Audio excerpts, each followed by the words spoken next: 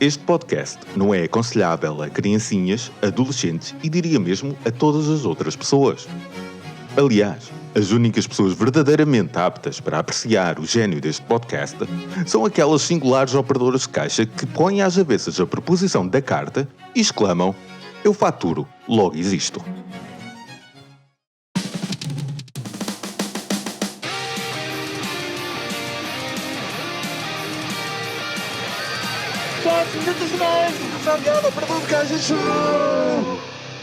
Camaradas operadores, como é que estamos hoje neste grande dia que é o dia do Senhor? Eu sou o vosso ressabiado e filosófico operador de caixa, o guru dos vales de compra, o despertado dos trocos exatos, o impermanente dos ensinamentos místicos. Sabem, eu dedico a minha proativa operação de caixa contemplando por diversas vezes várias perguntas eternas. Por vezes, tenho clientes que ficam especados a olhar para mim enquanto estou na minha posição solene, como se estivessem a ver Buda debaixo de uma figueira, e aproximam-se para fazer a pergunta sobre quem sou eu. Eu sei quem eu sou, respondo. Mas eles dizem, não tu, eu em geral. Quem sou eu? Esta é uma das perguntas mais filosóficas que podem animar o espírito pensante. Mas prefiro a pergunta sobre se este item tem desconto ou não. Por isso respondo, não quero saber nada disso. Isto vai em total contradição com toda a tradição, seja ela filosófica, cultural ou social. Isto porque se parte sempre do pressuposto que a filosofia, como aliás toda a procura pelo conhecimento, tem como origem na velhinha inscrição do templo de Delfos, conhece-te a ti próprio. Ora, o que eu tenho de conhecer é assim como se faz um pudim de morango. Tentares conhecer-te a ti próprio é perder tempo e energia preciosas que me retiram do conhecimento e degustação do pudim. Mas vamos por partes. O que é que alguém que me pergunta tal chatice realmente quer saber?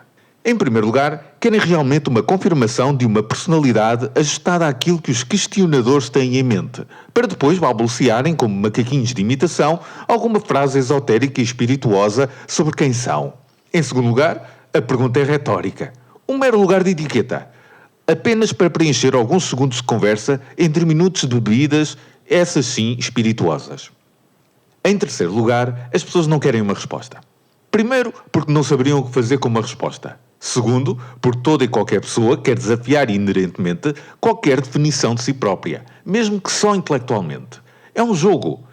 Ora, eu só jogo jogos que possa ganhar, e nesse sentido, apetece-me apenas dizer a quem me pergunta tal monstruosidade que elas são parvas e que se deviam entreter a jogar qualquer jogo de consolas, de preferência violento e com muito sangue à mistura. Não é necessário saber-se quem se é para operar neste mundo. Por isso não vejo a necessidade de se gastar tempo e dinheiro nessas coisas. Gastar tempo e dinheiro, sim, em pudins de morango.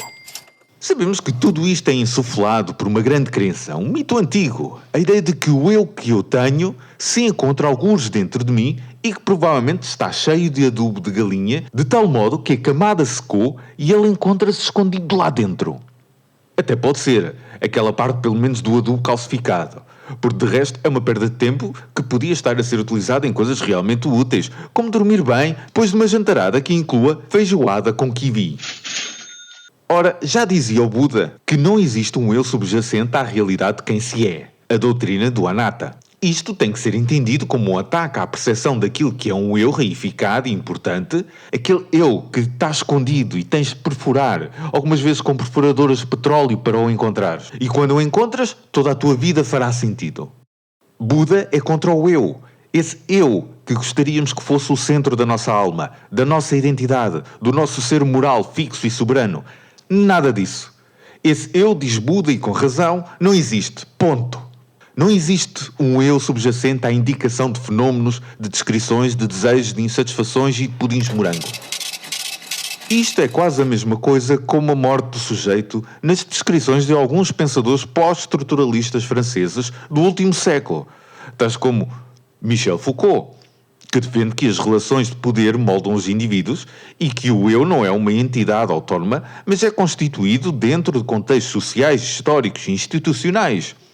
Ou Gilles Deleuze, que defende que a rejeição do sujeito envolve a rejeição das identidades fixas e estáveis a favor da ideia de devir e multiplicidade, enfatizando a natureza fluida e dinâmica de um eu constituído de intensidades e diferença. Ou Roland Barthes, que explora mais de um ponto de vista semiótico e hermenêutico a ideia de uma descentralização do autor de uma obra de arte, por exemplo. A ideia de que o autor é a única autoridade do significado dessa obra. Mas voltemos ao Buda. A necessidade de um eu perene, sólido e permanente, contrasta com os modos de existência tão bem explicitados no samsara, que quer dizer a roda de existência. Esta roda está subdividida em 6 modos. Devas, anjos ou deuses, totalmente ausentes de estímulo. Os seres humanos, que ocupam a posição média nos 6 modos, mas que se perdem em opções materialistas e na corrente social dominante. Os pretas, que são espíritos frustrados, de grande apetite e de pequena boca, cronicamente esfomeados. Os naraka, que estão no purgatório cheios de tormentos. Os animais, que são estúpidos, tipo os clientes. E os asura, uma espécie de espíritos raivosos, tempestivos e violentos, dados ao impulso. Nós andamos em qualquer uma destas posições, e sublinho, nenhuma delas é privilegiada em relação às outras, porque em todas se pode encontrar Buda. Contudo, todas essas posições estão presas por correntes ao seu modo de ser e à maneira de se transformarem no seguimento da roda, passando de um modo para o outro. Os devas não são mais fixos que os naraka. Ambos estão presos por correntes, inexoravelmente amarrados à roda da existência. Sejam eles presos por correntes de ouro e marfim numa pose à la capa de uma qualquer revista socialite, ou seja de ferro oxidado e besuntado de óleo à la oficina da mecânica do vizinho que faz uns biscates e aonde não pagamos IVA. Libertação desta roda de existência?